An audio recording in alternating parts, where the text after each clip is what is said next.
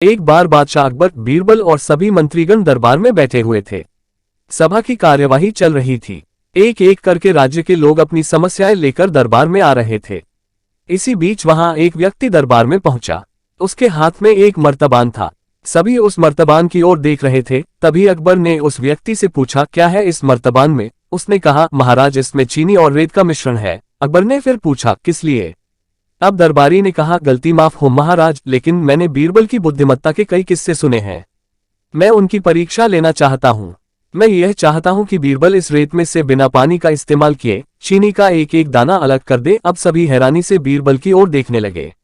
अब अकबर ने बीरबल की ओर देखा और कहा, देख लो बीरबल, अब तुम कैसे इस व्यक्ति के सामने अपनी बुद्धिमानी का परिचय दोगे? बीरबल ने मुस्कुराते हुए कहा, महाराज, हो जाएगा, यह तो मेरे बाएं हाथ का काम है। अब सभी लोग हैरान थे कि बीरबल ऐसा क्या करेंगे कि रेत से चीनी अलग अलग हो जाएगी। तभी बीरबल उठे और उस मर्तबान को लेकर महल में मौजूद बगीचे की ओर बढ़ चले। उनके पीछे वह व्यक्ति भी था। अब बीरबल बगीचे में एक आम के पेड़ के नीचे पहुंचे। अब वह मर्तबान में मौजूद रेत और चीनी के मिश्रण को एक आम के पेड़ के चारों तरफ फैलाने लगे। तभी उस व्यक्ति ने पूछा, अरे यह क्या कर रहे हो? इस पर बीरबल ने कहा, यह आपको कल पता चलेगा। इसके बाद दोनों महल में वापस आ गए। अब सभी को कल सुबह का इंतजार था। अगली सुबह जब दरबार लगा तो अकबर और सारे मंत्री एक साथ बगीचे में पहुंचे। साथ में बीरबल और रेत व चीनी का मिश्रण लाने वाला व्यक्ति भी था। सभी आम के पेड़ के पास पहुंच गए। सभी ने देखा कि अब वहां सिर्फ रेत पड़ी हुई है।